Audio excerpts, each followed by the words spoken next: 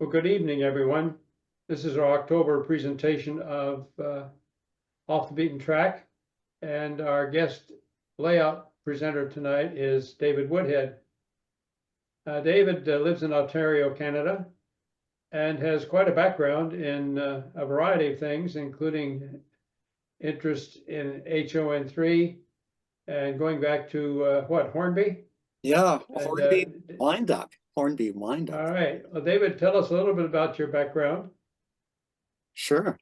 Some of it's in the slides, although which you'll see. But the Hornby wind up is interesting because that's a particularly Canadian thing that you get when you're 3 or 4 years old. Your parents might have gotten you.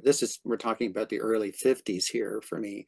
You might have got a Hornby wind up, which is O gauge and tin plate. Quite neat stuff. You see it in shows around Ontario still. Probably don't see it down in the States very much. All Yeah, right, yeah, so you are a professional musician correct. and have produced some of your own work. Yeah, yeah, quite a All bit of right, it. Yeah, yeah. okay. If anybody's really interested, I have a website which is just myname.com, davidwoodhead.com. And there's music, music, music. But what you really want is the railway page. So up on the top of the banner, you'll see the railway page, and that'll take you to my layout. Very good. Well, tonight you were going to describe your ON3 layout and the many aspects of it as you've developed it over the years. So please proceed. The Madoc and North Hastings Railroad, this is a freelance or proto-lance or let's say informed freelance ON3 railroad in my basement. I live in Toronto, and my house was built around 1910. So conditions are a little cramped down here, and you'll see pictures of that later. But what I like to do is I've planned and built my layout really kind of for fantasy photography. In a way, what I'd like to portray is a place that I'd really like to be, that I'd like to be standing here watching trains. I'd like to get on this train and take it down the line. And so I've drawn from a bunch of different sources to get that. And, I'm not modeling one particular railroad. I don't think I could sit still long enough to have a long enough attention span to actually do that. But what I like to do is give the atmosphere of this time and place. In this case, it would be sort of central Ontario up in the Canadian Shield around 1900, 1890s up to the First World War, more or less time period. Here's another shot. This is just to convey an atmosphere. We've got some shadow going on here. I've put in a Photoshop sky, which I really like doing. My actual backdrop is plain blue. It's, a nondescript blue background with not much on it. But that gives me the very simple steps in Photoshop to take that away and produce something else. Here, this sky is nothing special. It's sort of some very simple cloud effects, but it really adds to the scene. Here's another one. I really like shooting it, making my pictures black and white, just taking the color away and then maybe doing some film treatment on them just to give that atmosphere of a time and place that I would like to have been, or I'd like to visit. So here's the reality of it. It's an around the walls layout. It's 16 by 23. So basically the railroad starts here, goes around. There's a one station in the middle called Hackney where we can do meets, and there's Bessemer Branch is basically just a one-track staging yard in there. And then you get around to Coe Hill, and Dorset is similarly a one-track staging yard off here. In the middle is work area, and I'll show you pictures of that later on. I think that's really important to have that high percentage of your railroad room designated as work area. That's just sort of the way it evolved for me, and I don't think I'm going to change it. Here's what you see when you look in the room. So regardless of what the fantasy is, when you shoot close up, when you stand there with your camera and shoot left, this is what you see.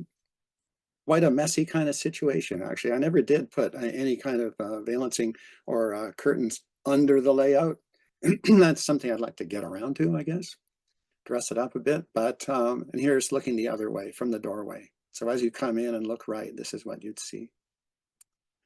So going back, here's my origins. Besides the Hornby windup, by 1963, I had started an HO, and with my dad, I was getting Model Railroader magazine. And that's me in the Black Hills in South Dakota. That's a family vacation that we did. And there at the time was the Black Hills Central, which was running a 3-foot gauge White Pass and Yukon 280, number 69.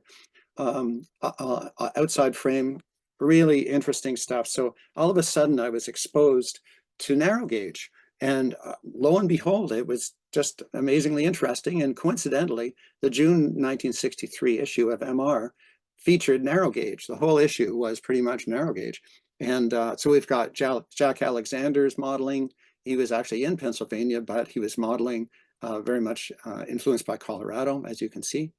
And it had some main 2-foot gauge stuff. It had the big level in Pennsylvania, an article on that. It had ads for PFM, the RGS number 20460 in there, in brass, in ON3 and HON3. So I began to be aware of all this stuff in this other world.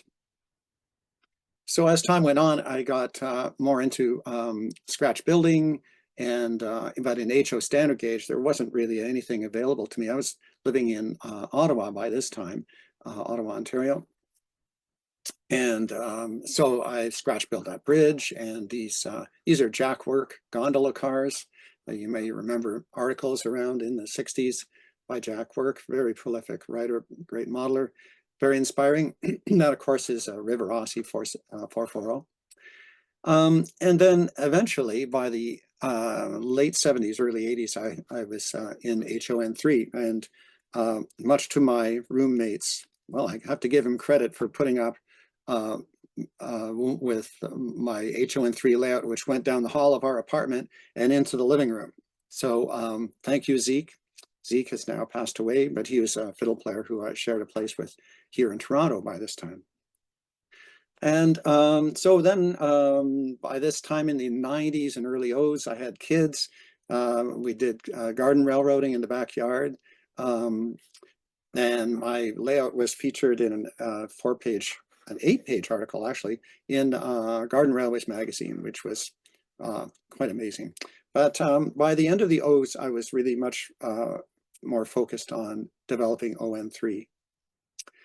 Now, in Canada, we have all kinds of different narrow gauges. There's a number of books about it. One of the best books is by Rod Clark on the Toronto Grey and Bruce and Toronto and Nipissing, which were 3-foot 6-gauge railways in the 1870s. They were standard gauge in the 1880s, so this didn't last long, but a fascinating period of narrow gauge. And so this locomotive here, that was actually built in England. And this is a Boltman 280, not unlike C16s or C19s, although the driver spacing, as you can see, is a little different, kind of interesting. Then we have a Mason bogie. You'll see a Mason bogie on my layout later on. And this one was built for use in New Brunswick in Eastern Canada. So now here's where fantasy meets reality. I'm just going to take a sip of water here.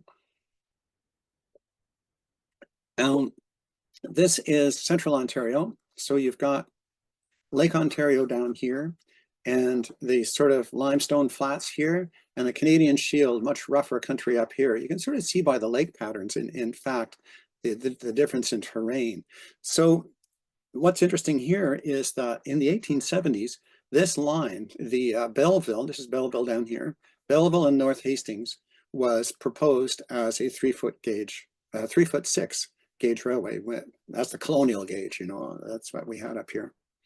And so in my world, it actually did get built as narrow gauge, although 3-foot, and extended up into the Canadian Shield Company country up here, where there's quite a considerable amount of mines. In fact, here's the town Cohill, which is on my layout, Cohill Mines. And this went further up to Bancroft and other places. Very interesting stuff. There's iron mining here. There's a little place called Bessemer, which is the name of the branch line to the mines on my layout. So I'm sort of taking over where this railroad, the Central Ontario, which was built later, would have gone. Now, I do have lots of interest in American narrow gauge, in the 3-foot gauge lines through Ohio, Pennsylvania. Here we have Newport and Sherman's Valley. That was kind of 2 valleys east of the East Broad Top. And a really nice little book on that is available. And just one of those little lines that serviced, you can see piles of lumber here, agricultural products, and of course, passenger trains up its valley. The Ohio River in Western, a lot of you know, great book on that called Hidden Treasures. And the Waynesburg in Washington, in West Union, Pennsylvania.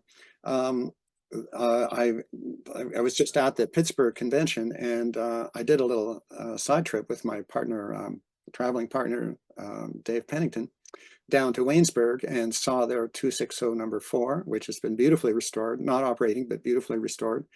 And we also visited one of the stations on the line at Swart, Pennsylvania, S-W-A-R-T, Swart, Pennsylvania. It's a great name. And beautifully preserved, actually, oddly enough, like whatever it is, almost 90 years after the railroad quit. Although it was converted to standard gauge, actually, this Waynesburg in Washington. And the Pennsylvania tried to run their 060s on it, but didn't work out. Curves are too sharp, and all they could do was run rail trucks on it. Really interesting story. Here's some more Eastern narrow gauge, New Berlin and Winfield, and there was some of you may remember the little 260 that was brought in as a brass import, and that's the prototype there. Chateauguay Railway, there's no book on this. I think there should be, but really interesting line west of Plattsburgh, New York, right up near the Canadian border, actually, in the Adirondacks. Hauling iron ore and passengers and tourists. The West River Railroad, that's another nice one that went up from Brattleboro, Vermont, down near the Connecticut border. So back to the layout here. We're going to take you on a little trip around the layout. We're going to start in this place called Windrum, where it's really the main sort of terminal, the hub of the railway. You've got, oh, I'll go back here. So we've got iron ore traffic. There's an ore dock here and another proposed ore dock here. We'll see a picture of that. And of course, the main engine terminal. But otherwise, a very simple track plan. This is not a high traffic railroad. And it's pretty interesting when 2 trains come into town and they have to switch around and deal with each other. That's a nice challenge. We like that. Here's looking up the main throat of the yard here. This is a station built by Trevor Marshall, and it is, I think it's Strong, actually. It might be Phillips, but a really nice interior in it, and it's perfect for this style of railway, being a main prototype. And this little van here, this is I got from the post office. The post office was selling these little die-cast vintage mail trucks. And I cut it down a little bit, painted the bright, shiny silver parts black, and I got myself a Canadian Royal Mail truck there. Here's a good example of the sky. I really enjoy getting that sort of bright, sunny day look, matching it to the lighting on the layout. And we'll see a few more examples of that and ways that we can play around with that. This is looking the other way. There's that station, and there's that mail truck, and just a pile of stuff in the foreground. Here's an overall view of Windrum, showing the turntable area, and here's this control panel down here. Now, this whole section of the layout, this whole yard, was built by Stan Windrum, probably, I think, through the 80s, by the late 80s. He's another member of our Maple Leaf Modelers or Maple Leaf Mafia kind of group that we have here in Ontario, and he's passed away now. And our mutual friend Don McMurrick and I manhandled this huge piece of layout down my basement stairs, and I've set it up here. It has twin coil switch machines operated by these red buttons on this control panel, and which I really enjoy. I really like hearing ka-chunk, that kind of sound. You know, it's tempting to replace them with something a little bit more modern, but I really don't mind it at all. I've had to replace a couple of them, but they're not hard to find at local railroad flea markets. These switches here, this is all for the turntable. That's a power supply for the turntable, and on and off switches for the storage tracks, locomotive tracks. Here's a good example of lighting and Photoshop sky. It looks kind of cold. It's a bright sunny day. There's not snow on the ground, but you really get a feeling of weather here. There's bare trees. That's part of the Photoshop part, actually, in this case. And those are actually more of Trevor Marshall's buildings. I really enjoy the fact that they're kind of white and well kept looking. Not everything is weathered wood. I am modeling sort of 1900, 1910, so things are still fairly well kept. Or not, it's not the 30s yet. Of course, we have ore cars coming in and out of the yard, and the Heisler here, this is a Bachmann Heisler, which we'll see more of later, is just came in with this 3-car train, and Shay back here is going to be doing some switching once the Heisler is let go. And these ore cars, these are made, these are actually injected molded plastic ON30 cars converted to ON3 by Prairie Locomotive Works. He had some at the show at Pittsburgh, and I asked him what his stock was like, because I know that that was pretty much his only product for a while. But he does have some on hand, so if anybody's interested, they should get in touch before they disappear. It's Prairie Locomotive Works. And there's also a bunch of these. These are classic miniatures / Taurus models, wood ore cars, which I've modified with these slope sheets visible on the ends, and wood verticals, stake puddle there, but instead of the plastic Grant Line ones. I didn't like the look of those. I didn't think that they'd look well with the stained car.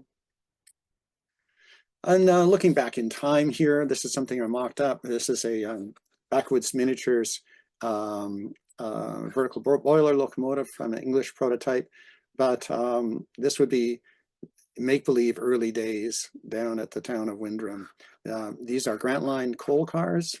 These are the plastic ones, and that's a little brass etched kit made by Duton Models, or Duton, from France, that I picked up.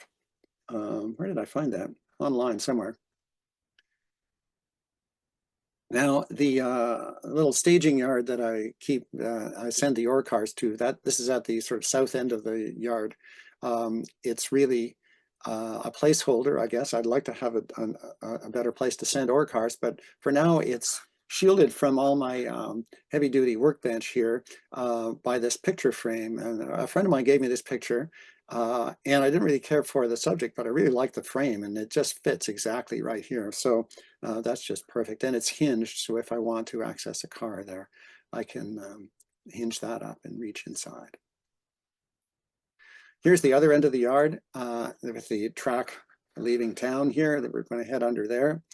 And this ore dock here, this ore transfer dock, that is from Craig Webb's layout. I discussed Craig Webb's Fallen Flag layout a few months ago. And I ended up with this ore dock and a few other things. And this is more or less where it's going to go. I'm going to cut in a switch into the main line here, and so I can send ore cars over to there and be dumping them into probably a standard gauge siding underneath it. And so before we leave Windrum, these are photos by Stan Windrum, who built the yard, and he was quite a talented photographer. I just love the texture he's getting, the lighting and texture he's getting on this shot. And this is that turntable that's still on my layout now. So here we are again. We're leaving Windrum, and we're going to go under this awkward ceiling beam. There's a few taller members of our group who have a little trouble with that ceiling beam. I just barely fit under it. So we're going to emerge out here in the town of Hackney. And here's Hackney. So we're going to come out here over the bridge and to the passing siding. Here's the Bessemer branch, and Bessemer was a real iron mine branch off the Central Ontario Railway up near Bancroft. So here we are having a meet at the siding at Hackney. This is the branch down to the Solway ceramic supply, which we'll see more of later too. This is a Lentz DCC. That's what I use. That's something else that Trevor Marshall got me into. He was using Lentz, and I've sort of stuck with it. It's just fine. It's not radio or it's not a cell phone or anything like that, but it does the job for me. It's wired, and I've got a few of these controllers that plug in around the layout. So the interesting thing about Hackney is that I changed my concept of this town a couple of times actually, but here's the original idea. This is Waynesburg in Washington Hackney prototype.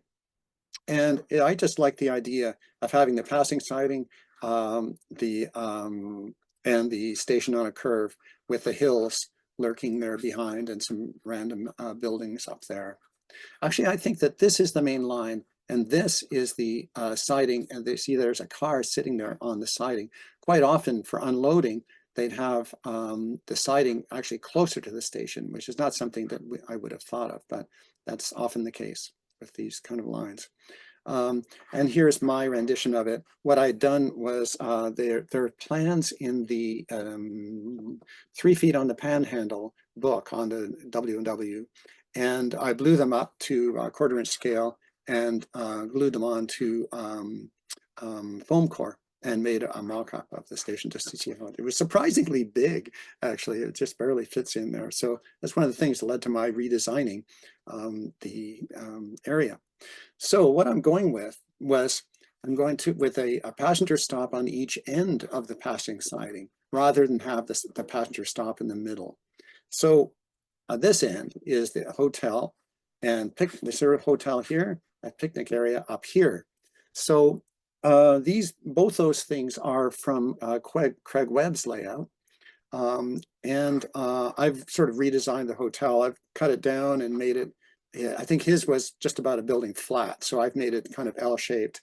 And so that is served by this, you probably recognize that. That's a Grizzly Flats station, and quite a fancy station for the hotel.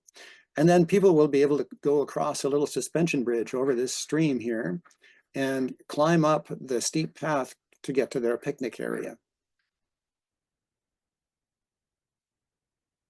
And here's an example of the kind of hotel that I'm looking at here. This is actually in Ainsworth, British Columbia, on Kootenay Lake, and it still exists, as far as I know. So next, at the other end of Hackney, I'm actually drawing from yet another Waynesburg in Washington scene. So this is Van Kirk, Pennsylvania, which is roughly halfway, I guess, between Waynesburg and Washington. And what I really liked about this scene is this whitewashed retaining wall and the whitewashed supports for this little shelter station. That's a Pennsylvania Railroad design, and there were plans for that in the book as well. I also really like the way that the train is starting up here. It looks like he's putting some effort into getting the train rolling, and this guy standing here in the baggage door. That's really nice. So here's my version of that. So you see the white retaining wall, just whitewashed, basically just thinned white acrylic, and just sort of applied helter-skelter with a wide brush to make it look messy. And of course, I did the same thing for the supports. Normally, those would be sort of a dark or weathered wood looking. you know, grays and browns. I did alter it in that I did add the stairs, which are not on the prototype, obviously. But halfway through constructing this scene, I realized that there was really no way for the passengers to get up from the busy area down here where the wagons, and that's part of a wagon right there, where the wagons would be accessing. They had to get up somehow to the train level, so I made some stairs. Here's some of my scenery process. So I have all these tubs, you know, that's cottage cheese, that's, you know, sand, it's cottage cheese, cottage cheese container full of stuff. There's all these various kinds of ground cover and sand and bits of stuff left over from other projects that I can draw upon for making ground cover. And this, of course, is diluted carpenter's glue with the classic eyedropper and tweezers for working on this stuff. And this is the way that this looks from above. Here's some more ideas here. Scenic Express, of course, super trees, even little bits of them sprayed brown with some leaf scatter.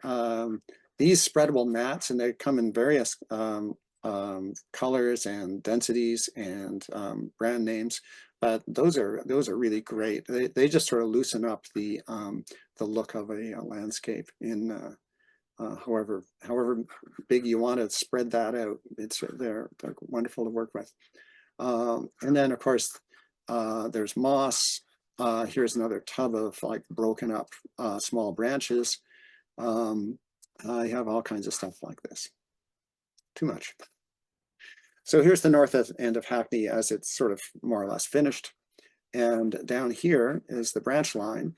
It's just basically two sidings serving the Solway ceramic supply. So they're dealing in feldspar and bagged clay products. Now, the story behind that building is Schomburg Scale Models produced the Solway Pottery Supply Company as a kit, as a resin kit. And my partner in here is Nancy Solway, who is a potter, and he actually named the kit after Nancy, which is really nice. So of course I had to have one. So leaving Solway, that's Solway over on the left. We're leaving Hackney now. We're heading up the sort of elevated main line. And I really like the way that this ended up, because I positioned the main line away from the front of the layout and raised it up so that you're looking, it's really easy to look up at the trains going by. And the next thing we're going to come to is a trestle. So the prototype, here's yet another Winsberg and Washington reference for all you fans out there. This is Bonham trestle, and there's a part of this which still exists. I didn't get to see it this trip, but there's a few bents of this trestle that do actually still exist in place. This is the whole scene looking overall. There's Solway ceramic over there on the left. This is an area that I just did this year with this dock, this forest, and of course the water. The water is a layer of woodland scenics, it's called deep water. And you can sort of see how things were not exactly leveled because the water, this is the deep water here. You can see how deep it is there and how shallow it is here. Well, that's just because things just weren't level. But it's great stuff. And I used a slight tint on it, sort of a murky, muddy kind of tint, and then overlaid the whole thing once it was dry with Mod Podge, which is like an acrylic matte medium, or gloss medium. And I just applied that with a brush, using the brush to create these ripples. So just my brush strokes were always left to right until I felt like I liked the way that it looked, and I moved on to the next part. Quite a simple thing, but it took me a while, a little practice to really develop that.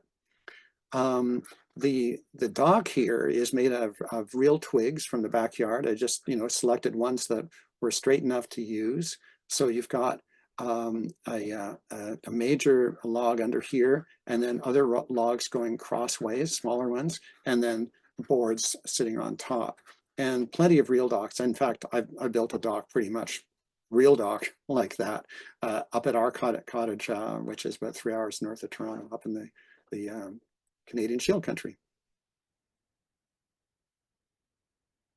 So here we are looking closer up at the edge of the water here, and you saw how shallow that water was, especially on this right-hand side. I'm very happy with the way that this effect worked of just the actual base that I was working on is just a piece of plywood painted black, and then with various shades of tan and brown, creating what looks like the shallows. So I want to blend this shallow part with the shoreline and make it look like this is the same stuff as that, but just submerged. So just by fading it out and just diluting it, I was able to create this feeling that of depth and shallow. I'm really very pleased with that. And there we have a climax going by. That's one of those Flying Zoo 18-ton climaxes. And RGS number 40. This is an Art Midwood locomotive, originally owned by his dad, and Harold Midwood. Both of them are amazing, or were amazing brass builders and modifiers. This is a precision scale C19, and I just couldn't resist having one of his locomotives on the layout, even though it's a few thousand miles out of place. And here's another case in which I can, using the Photoshop background, I can make it all of a sudden seem like we're in a mountainous part of Colorado, although those mountains are actually from Banff, Alberta, the ones that I used for the background. Now, here we are. There's the trestle on the left, and this is the way things looked when they're underway. I haven't gotten my forest here yet, and we'll see how I develop this swamp area over here. That's next. So we're coming around to the corner, and here's the swamp. I always wanted to do a swamp. And this is more Woodland Scenics Deep Water and Mod Podge combination, although I wasn't going for many ripples here because it's such a small body of water, and I wanted to keep it murkier looking. What I did that's a little different here is that I'm using a tuft technique with these clumps of bulrushes and weeds. So what I do is I drill about a 3/16 hole in the plaster and plywood, whatever's underneath it, and I grab a bunch of materials. In this case, one or two of these bulrush, I can't remember where they're from. I think they're just commercial bulrushes from somewhere, and a few different materials. So I've got some brown stuff, I've got some green stuff, I've got some coarse stuff, I've got some fine stuff, and just twirl that around in my fingers until I get a nice looking, interesting clump. Use a pair of scissors to trim off the bottom so that it's blunt, and then just jam it in the hole and then spread it around a bit so that it doesn't look like one thing that you jammed in there. The idea is to have that variety of texture and color. You'll see that is a beaver there. There's some lily pads here. Those are from various sources. I've sort of mixed things up quite a bit. What I often do when I'm doing scenery is I put up a card table in the room so I can put all my materials on it and then just choose what I want. But because every time I visit a hobby store, there's pretty much nothing in On3, so I often just buy whatever scenery products there are. Probably a lot of you have had that same experience. This is the same scene, but with a slightly different angle. And of course, that's a Grant Line 18-ton porter. This over here, that's a Tom York plaster building, actually, in the Buildings series. Quite nice, actually. Here's that same scene. Actually, this is before I really did the water in the swamp, but I just like the way this particular picture turned out using the grain effect in Photoshop to give it a really very antique look. Okay, here we are. The swamp was down here, and there's the trestle. So trestle, swamp, And now we're coming around to the town of Coe Hill. This is sort of an industrial town here. And the outskirts, the railroad station is actually kind of in the outskirts. So to get that, we're looking into the corner of the room here. So that, I know, of course, photoshopped out the corner. There's no other way. And put in a rather puffy cloud kind of sky in this case. So there's that porter again. And this yellow building was a chooch country store or general store, whichever. And instead of using the false front and using it as a general store, I just wanted the wall sections. So I'm using both the left and right hand wall sections here with a fairly obvious join if you look closely, but what I wanted was a sort of a feature building, and I made it yellow just because there wasn't anything yellow around. And I rather than have another, boxcar red kind of building or gray weathered wood, I wanted to have something that really popped out. There's that cement mixer, by the way, that won the award at the Pittsburgh convention. Here's the overall view of Coe Hill. There's that yellow building over here. That's a feed and seed kind of supply area. And this station here, it's another Trevor Marshall building. And we'll talk about this engine house later on when we get to it. So here's more water. Last winter I got on a real water kick. So this is all Mod Podge. There's actually at least two kinds of Mod Podge. One of them is a much harder one. So I had a couple of layers of the hard one as an experiment. Again, just over painted plywood, nothing fancier than that. And you can see over here how I've done some more shallow painting before I apply any of the water effects, and some more tufts of various kinds here. And another log dock. Just love those log docks.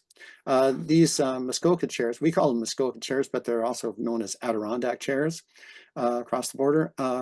Those are mini prints, 3D printed ones that are done here in Toronto, but he's got a very good online print presence. Here we are. Here's a close-up looking at the station. This is, I think it's Carabasset on the Sandy River is the prototype for this station model, and that Trevor built. And what I did with it was I supported it with these limestone piers, just blocks of limestone piled up and supporting the building. And that gives me a really neat opportunity to just pile a bunch of junk under there, some old pipes and a wheel and whatever that is. All kinds of odds and ends I can just sort of throw under there and make it look interesting. Here's the other end of the building. That's that Max Gray Mason Bogey. We'll see that more. And one thing that caught my eye just looking at this again was the spoked wheels in the tender. It didn't come with spoked wheels, but I replaced them with some Bachmann wheels that I had.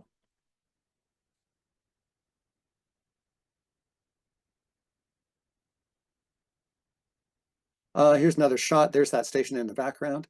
And I have to tip my hat off to Matt Woods here. I attended his clinic, and this shot, although it's a couple of years old, reminds me of his work. He has a really nice way of dealing with open space. So that's what this picture is about. It'd be easy to clutter it up with some more rolling stock or more figures or whatever. I think it's got the one figure sitting over here on a log, but I really designed this to conjure up what the real landscape looks like. So in spite of the fact that this is right in the middle of my yard, there's not much going on. It's kind of a quiet feel to this area. So you've got what looks like a kind of a field here with sort of brush grown fence line. That's another thing that Matt has really pointed out is hedgerows and things like that. Not much going on here, just just random sort of ground cover. And all the railroad interest in this picture is crammed over here on the left, leaving all that space. Space is so important. Here's looking the slightly different shot of the same area, but showing the engine house, some more grass tufts and things like that. And another little vignette there with the guy sitting on the crane. Now here's the engine house with number 14. That's Northwest Short Line 440. That locomotive has served me well, actually. You know, they don't all run that well, but this one seems to do very well. And I got that off our friend and fellow Maple Leaf modeler group guy, Larry McDonald. And I redetailed it a bit and added DCC. Great model. This is one of Craig Webb's cars, letter for the Agoma River. And that is a Wiseman Models coach there on the end. The old V&T shots, he's got them. This wagon here, I must say, this is a nice one. This is Zeodon models. That's a few years ago. They've been out of production for a while, but very finely cast, very thin walls in front on that. Very nice models. I've got a few more of them. Great stuff. Here's that engine house. Now this is patterned after the Newport and Sherman's Valley engine house in Pennsylvania. That's the line that's a little bit east of the East Broad Top. And a nice book on that. And here's a couple of photos from the book. This is the photos were illustrating the standard gauge and narrow gauge transfer with this guy here, taking whatever it is, putting them into the narrow gauge cars. But what I was really interested in was the engine house. Now, I didn't have quite enough width to model it full width, but I managed to compress it enough to be believable. I thought it was really important to have a two-stall engine house. And you know, when you think logistically of the approach track, the turntable, and one stall, it's kind of a traffic jam, right? You can only have you have to get everything out of the way if you want that locomotive to come out. So I thought that having a two-stall engine house made that things much more versatile, and so I managed to fit it in. But I scratch built this, and you'll see these windows here, these 9x9 the double hung windows. I managed to cobble those together. Here they are from Grant Line, and these are Grant Line up here, of course, and as are the smokestacks. All this stuff back here, that's scratch built just from board and batten and commercial windows.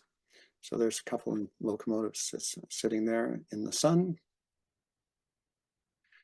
Now workspaces. Remember back in my layout plan, I had noted that the whole middle of the layout room is really workspace and storage. Starting over here by the door, we have sort of what I call the heavy area. It's really heavy timbers holding that stuff up. Although this actually looks like I've slid it forward for some reason in this photo. I just noticed that. And there's that picture frame hiding the ore transfer track.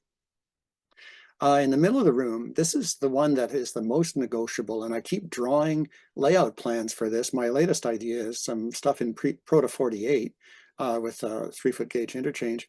You know, to get into some 19th century Proto 48 would be a real challenge, and I've started to accumulate some models to that end.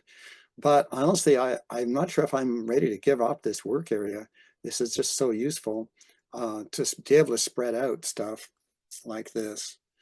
There's that ore dock over there, and the main line disappearing into the divider between the two halves of the room. Here's my desk area. There's the door to the layout room over there, just to get you oriented. So this was my dad's desk, and that's where I do sit down, like close-up modeling. You can tell I'm left-handed, actually. I just noticed that because all my tools are on the left.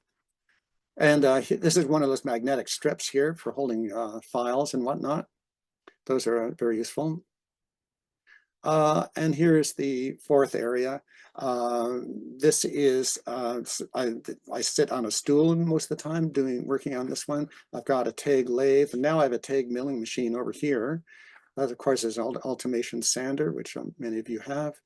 And one of the best things that I did was put these two lamps up here, these movable lamps, so that I can zero in on whatever I'm working on. If I'm working on the lathe, they'll both reach over there and illuminate my work from two different directions. So I'm not dealing with intense shadow.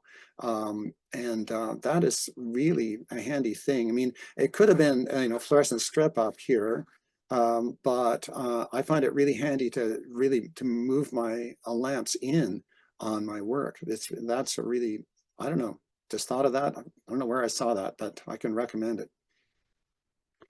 Okay, so here's some of the work that I do at that workbench. Here's the Bachmann Heisler. I got this as a basket case at a show, but it actually, the mechanism was fine. I had to do some repair on it. And in the meantime, I built a brass bunker, more similar to the sort of post 1903, 1905 Heisler designs, which had this distinctive curve there. I really wanted that. And it has a little bit of beading around on the brass there. And also this curve above the cab window. That's another slightly later design than the Bachmann model has. Another project here, locomotive project. I really like the Porter Bell 060s. That's a Colorado Central one, but there are smaller ones for Old Nantucket, Peach Bottom, all kinds of different lines had these. 060s as all-purpose road locomotives.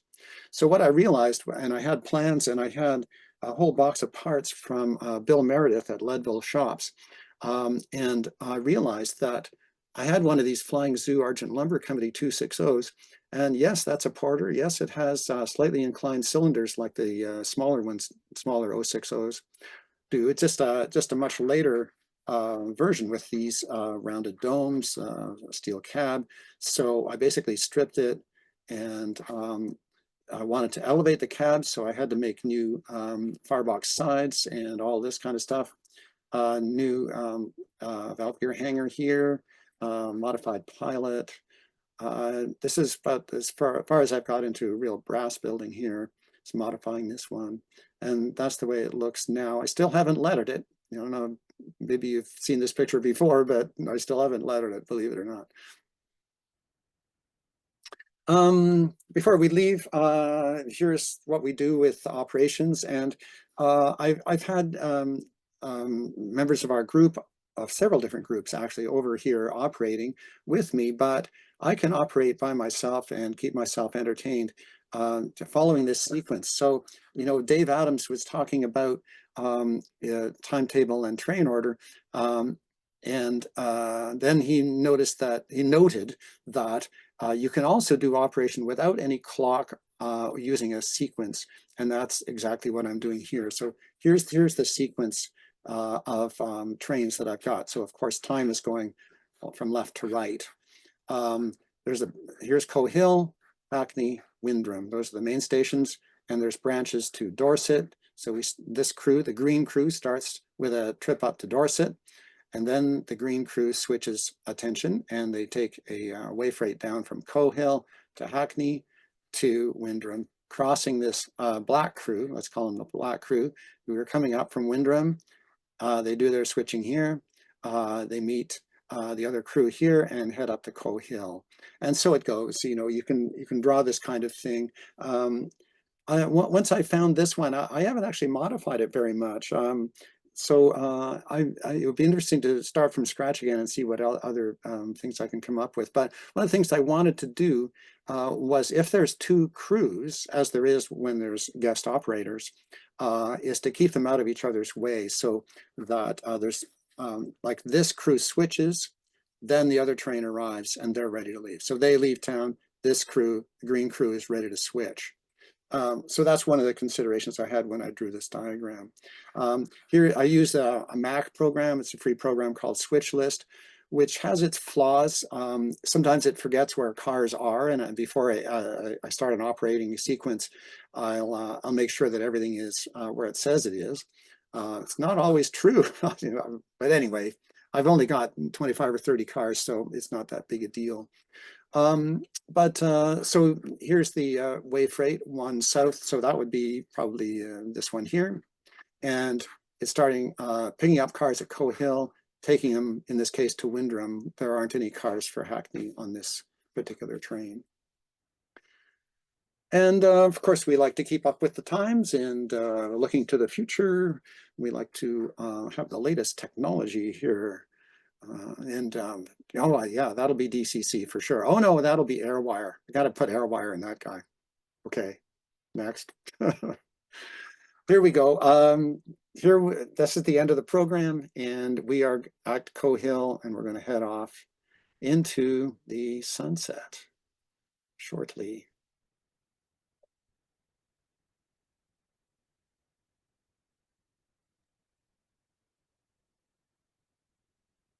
So thanks for listening.